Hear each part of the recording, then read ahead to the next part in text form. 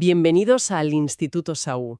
Tras sentar las bases con Mozart, hoy descendemos a las profundidades de Ludwig van Beethoven. No para hablar de su biografía, sino de la alquimia de su consciencia. Y, es vital que marquemos el tono desde el primerísimo compás, porque nos enfrentamos a la ironía cósmica más suprema, digamos, que la historia haya presenciado jamás. Totalmente. O sea, estamos hablando del arquitecto sonoro más grande de todos los tiempos, un ser cuya materia prima absoluta era el sonido, y va y pierde el oído. Ya ves, la ironía es brutal. Claro, si uno observa la tragicomedia humana desde fuera, esto podría parecer, no sé, el remate de una broma cruel del destino.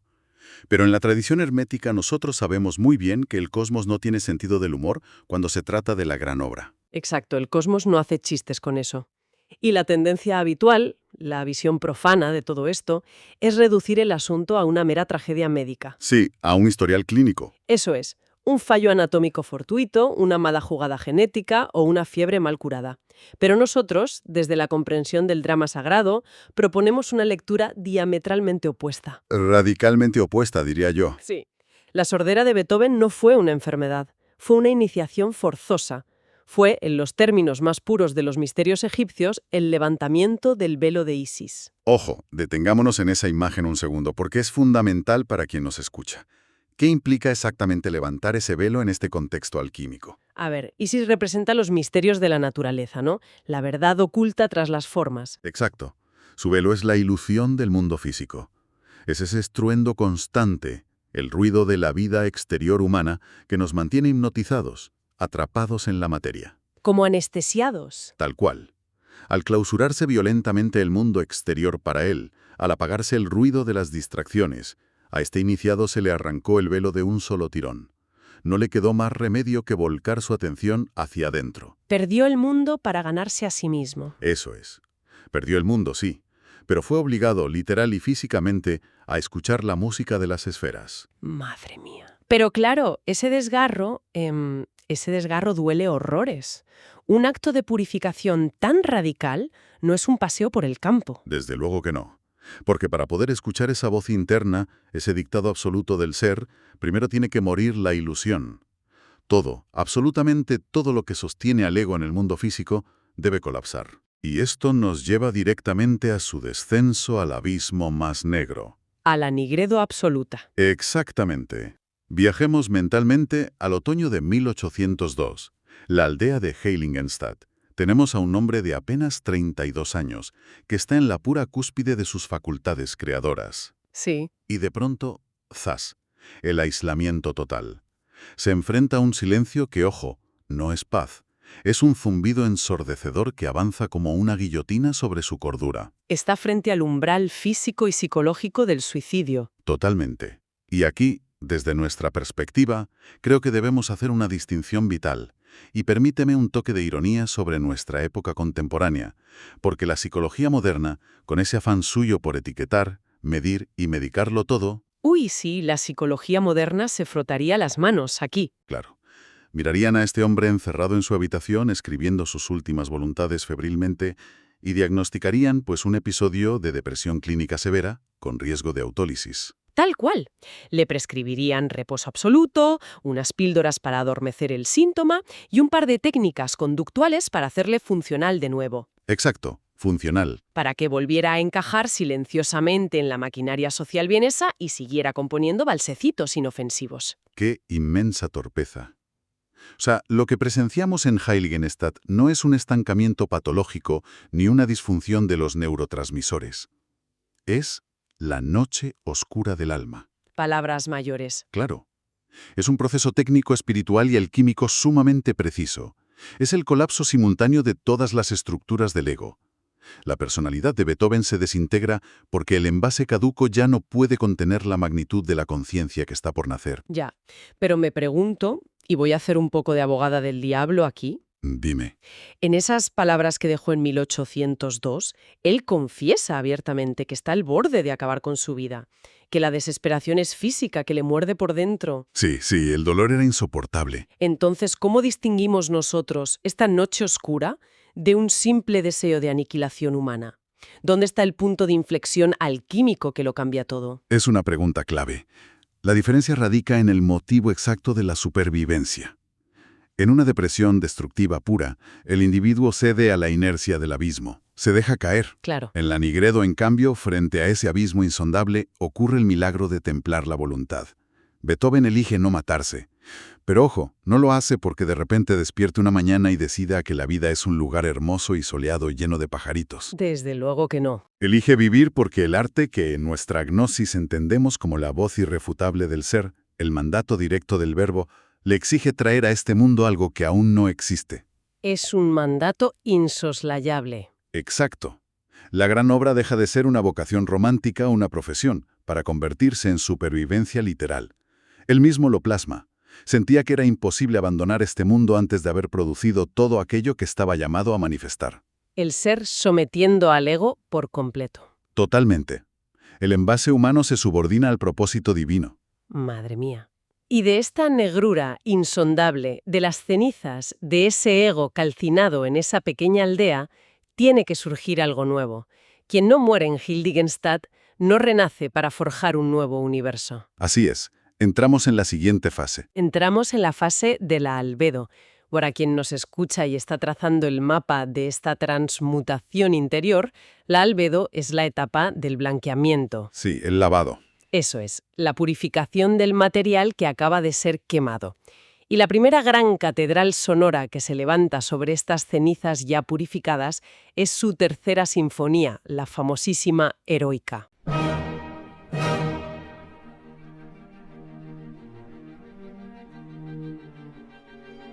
Una obra que encierra una lección de desprendimiento monumental, fíjate.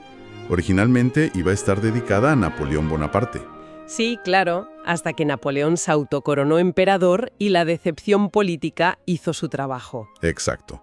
Pero espera, porque la visión histórica superficial nos dice que simplemente se enfadó con un político traicionero que tachó su nombre de la portada con tanta violencia que rompió el papel. Como si fuera una rabieta de un niño grande. Tal cual. Y la pregunta es, ¿por qué elevamos una simple rabieta política a la categoría de transmutación alquímica? A ver, explícanos eso. Porque para él, Napoleón no era un simple político, era el ídolo externo, era la encarnación misma del ego inflado triunfando en el escenario del mundo ilusorio, el arquetipo absoluto del salvador exterior. Claro, el héroe de carne y hueso. Exacto. Al tachar su nombre con esa furia, Beethoven no está haciendo una rabieta, está oficiando un ritual, la muerte del ego. Está destruyendo para siempre la idea de que la salvación o el heroísmo puedan venir de fuera. Es un acto de magia ritual sobre el pentagrama. Qué potente. Fíjate en el segundo movimiento de esa sinfonía. Es una marcha fúnebre colosal, aplastante.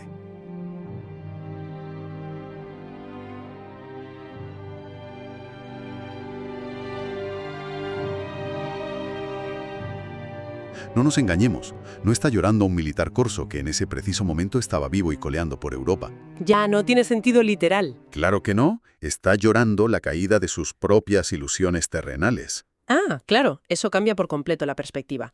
Es la muerte del héroe externo para dar paso al único soberano verdadero, el héroe interno.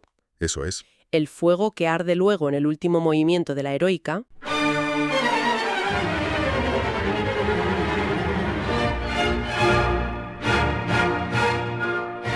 es puramente prometeico. Ya no es una marcha militar humana. Es la chispa robada a los dioses, el fuego divino traído a la materia, forjado en su propio pecho. Y si la Eroica es el nacimiento de este héroe interno, la quinta sinfonía, la conocida como El Destino, es el mazo de la conciencia llamando a la puerta.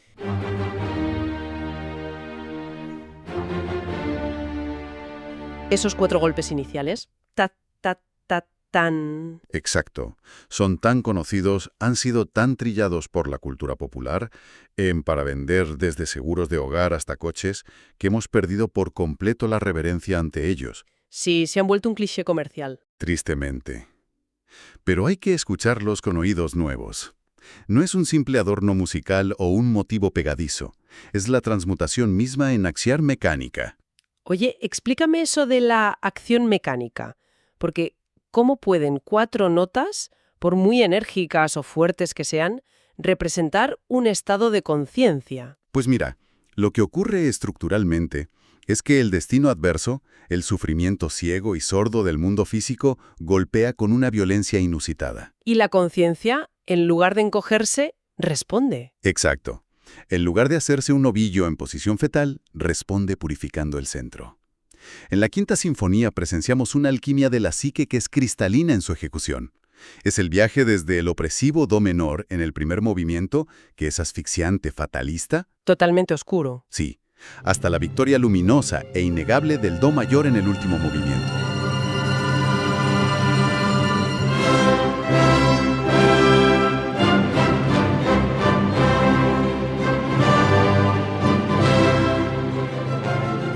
Es la misma nota base, fíjate. Claro, do. Es el mismo material humano, pero transmutado por el fuego implacable de la voluntad.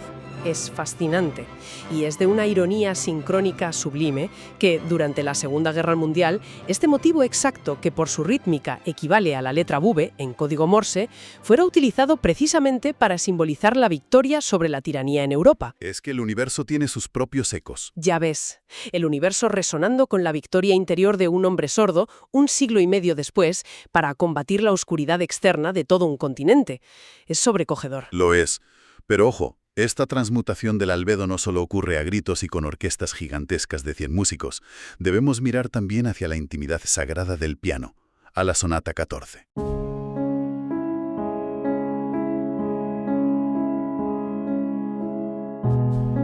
Uy, sí, la famosísima sonata. Y por favor, hagamos el trabajo desde aquí de desmitificar ese romanticismo barato de caja de bomboles que le colgó la etiqueta mercantil de Claro de Luna. Totalmente de acuerdo. Basta ya de romanticismos de postal. Beethoven la llamó cuasi una fantasía en do sostenido menor. No nos está pintando un laguito idílico suizo iluminado por un satélite para que los enamorados suspiren dándose la mano. Para nada. Nos está entregando arte objetivo en estado puro. Total y absolutamente.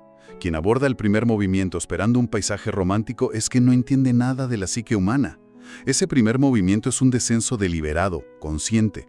Es una meditación profunda en el abismo. Estructuralmente es muy denso, ¿no? Sí, es de una aquietud absoluta. Tiene unos tresillos que fluyen como aguas subterráneas pesadas, oscuras. Es literalmente el sonido de la conciencia que, por fin, deja de resistirse a la oscuridad. ¿Qué liberación hay en eso? Claro, ya no lucha contra la sordera, ni contra el dolor. Se rinde a la noche y decide habitarla con atención plena y despierta. Es, como lo definió Berlioz en su momento con gran acierto, un himno fúnebre solemne. Y es precisamente desde ese fondo negro, desde esa aceptación radical del dolor, donde se templa verdaderamente la voluntad para el futuro. Así es. Sin embargo, esa voluntad, por más templada que esté, requiere un anclaje constante, ¿verdad?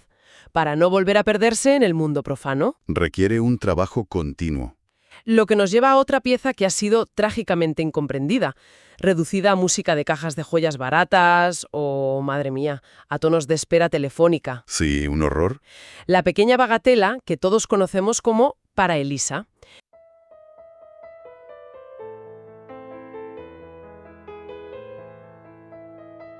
Escondida entre sus papeles, una obra privada jamás publicada en vida.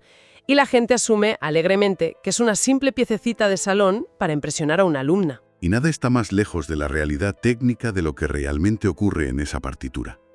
O sea, su estructura musical no es un caprichito bienes de la época. No, ¿qué va? Es un ejercicio místico y riguroso. Es, para decirlo claramente en los términos de nuestra tradición, la arquitectura sonora del recuerdo de sí. Vale, me interesa muchísimo que profundicemos ahí, porque ¿cómo pasamos de una melodía tan, digamos, aparentemente infantil o pegadiza a un ejercicio denso de recuerdo de sí? ¿Cuál es el mecanismo para quien nos escucha y quiere comprender el proceso interno? Pues a ver, el secreto está en la forma geométrica de la obra. La pieza está estructurada en lo que musicalmente se llama un rondó, forma A, B, A, C, A. Vale, un tema central y variaciones. Eso es. Hay un tema central, que es la parte A, que es simple, hipnótico, firmemente anclado en su vaivén menor. A ese tema, la música siempre, indefectiblemente, regresa. Como un faro. Exacto. Pero entre cada regreso hay excursiones o episodios, las partes B y C, que se vuelven cada vez más complejos, agitados, caóticos, cambiando abruptamente a tonalidades mayores y exigiendo destreza en los dedos.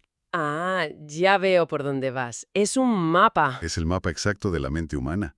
Es la conciencia perdiéndose en la multiplicidad, reaccionando al ruido del mundo exterior, al caos de los pensamientos y las pasiones humanas. Para luego hacer el esfuerzo consciente y deliberado de retornar a su centro. Una y otra vez. Me pierdo y me recuerdo, me disperso y vuelvo al ser. Exactamente eso. Es la práctica alquímica de no olvidarse de uno mismo en medio de la tormenta de la vida diaria. Por eso no necesitaba publicarla. Claro, era su propio anclaje interno. Su rosario laico, si queremos verlo así. ¡Qué maravilla! Y esto plantea una interrogante que, claro, no podemos eludir de ninguna manera. Adelante. Si para Elisa es el retorno sistemático al centro que habitaba en el centro más íntimo de este hombre. Gran pregunta. Porque no era una meta mundana, ni el éxito, ni el dinero. Y ciertamente no era una mujer terrenal, sino una presencia de otro orden, lo que nos sitúa frente al gran misterio del año 1812. La famosa confesión a la amada inmortal. Exacto. Esas palabras plasmadas a lápiz febrilmente a lo largo de 2 días en un balneario y que jamás fueron enviadas a ningún destinatario físico. Mi ángel, mi todo, mi ser mismo, así reza la primera línea. Unas palabras encontradas póstumamente, en un cajón secreto, fíjate. Sí. Y, a ver, voy a hacer una pausa aquí porque sé que esto genera mucha fricción en ciertos sectores. Si yo leo eso superficialmente, habla de dolor, de una distancia insalvable, de un anhelo ardiente. Claro, el lenguaje del romance. Y la mente racional, y sobre todo la biografía historicista más académica, automáticamente se pone a buscar a una condesa vienesa. Pasan décadas escarbando en archivos buscando a Josephine von Brunswick o a Antonie Brentano. Sí, intentando encajar a la fuerza el corsé de estas mujeres históricas en el molde desbordante de esa revelación. Tal cual. Y yo pregunto, ¿por qué estamos tan seguros de que no le escribía una mujer real, de carne y hueso? ¿No es un poco arrogante por nuestra parte despojarle de su humanidad básica para convertirlo todo en un símbolo místico? A ver, la pregunta es totalmente legítima, pero la respuesta yace en la propia desproporción del lenguaje que utiliza. Como transmisores de esta gnosis, nosotros debemos entender la magnitud, la dimensión real de la palabra. ¿A qué te refieres exactamente? Pues, a que usar el término inmortal para referirse a un simple amorío cortesano o a una pasión humana transitoria sería de una torpeza lingüística y espiritual imperdonable en un genio de esta envergadura. Ya, se queda muy corto. Claro. Un estado de conciencia tan absoluto, tan desgarrador y a la vez tan integrador no puede ser contenido de ninguna manera por un romance social de época que estaba sujeto a leyes y costumbres burguesas de salón. Entonces, si descartamos a la dama de la corte, al amorío humano, ¿quién es la eternamente amada? Es la integración del ánima. El ánima. Siguiendo la cartografía del espíritu humano, es el alma femenina interior. Es esa dimensión receptiva, abarcadora, sutil y compasiva del ser que el ego masculino había reprimido. Y en Beethoven, ese ego masculino había sido extraordinariamente duro, prometeico, heroico y desafiante durante años para sobrevivir a la noche oscura. Exactamente. Se había acorazado. Ahora, tras haber vencido al abismo, ese héroe necesita integrar su contraparte femenina, desesperadamente para alcanzar la totalidad, la verdadera androginia espiritual. ¡Qué fuerte! Beethoven no le escribe a una amante furtiva que vive en la calle de al lado. Le está suplicando a su propia alma divina que no lo abandone, mi ser mismo. Lo dice literalmente. ¡Qué brutal revelación, de verdad! Es el amor actuando no como pasión humana fisiológica o romántica, sino como el puente definitivo hacia lo eterno. Ese es el punto exacto. Es el anhelo de unidad de la psique fragmentada. Y esa búsqueda de unión absoluta, que en 1812 quedó confinada en un cajón, aprisionada en el papel, Tomaría 30 años de maceración en la sombra para poder materializarse por fin en sonido. 30 años de alquimia silente para poder abrazar ya no la ilusión de una mujer concreta, sino a la humanidad entera. Y así llegamos inevitablemente al periodo tardío, a la etapa de la espiritualización pura. Lo que en la tradición hermética llamamos la rubedo. El rojo de la culminación alquímica. La piedra filosofal se calienta hasta irradiar su propia luz.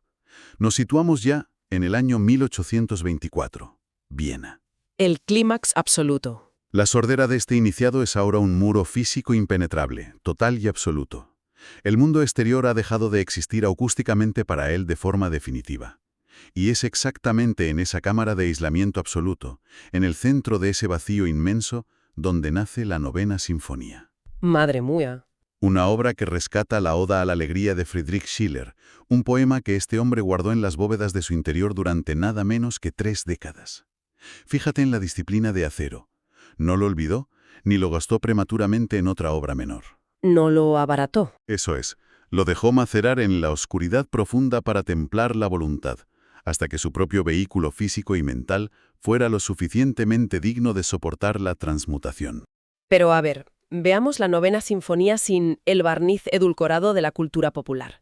Quien nos escucha debe abordarla como lo que realmente es, el mapa topográfico definitivo de la transmutación misma. Totalmente.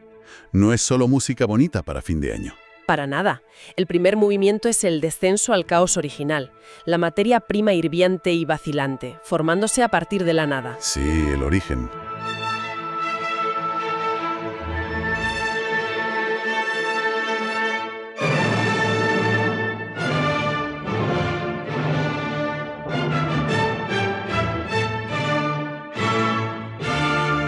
El segundo movimiento, el scherzo,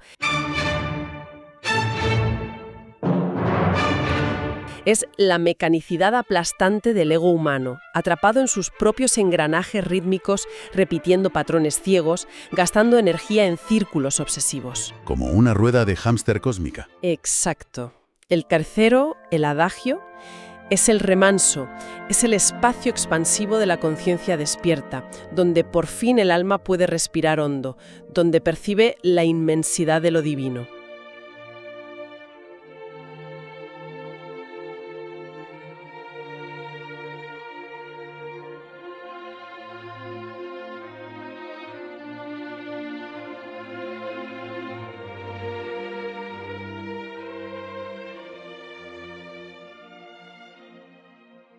¿Y qué ocurre en el cuarto movimiento?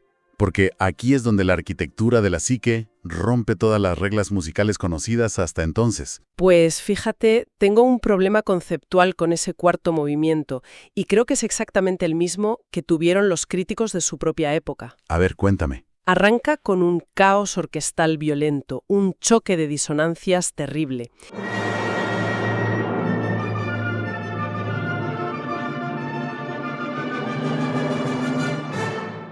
Y de pronto, los instrumentos bajos, violonchelos y contrabajos, interrumpen a toda la orquesta. Empiezan a repasar los temas de los movimientos anteriores, uno por uno, y los van rechazando brutalmente. Un rechazo absoluto. Es como si la conciencia dijera, no, la materia prima hirviente no basta. No, la mecanicidad rítmica tampoco.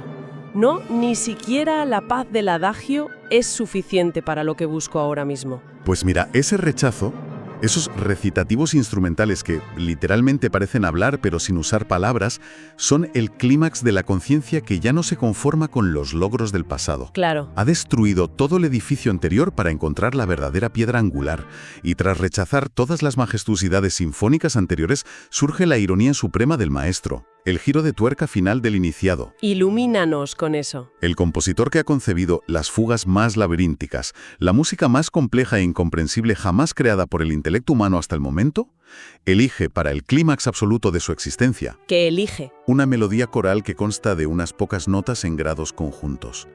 Una melodía tan escandalosamente sencilla que un niño pequeño puede tararearla a la primera, sin esfuerzo. ¿Pero por qué? ¿Por qué despojar a la música de toda su majestuosidad técnica justo en el momento culminante?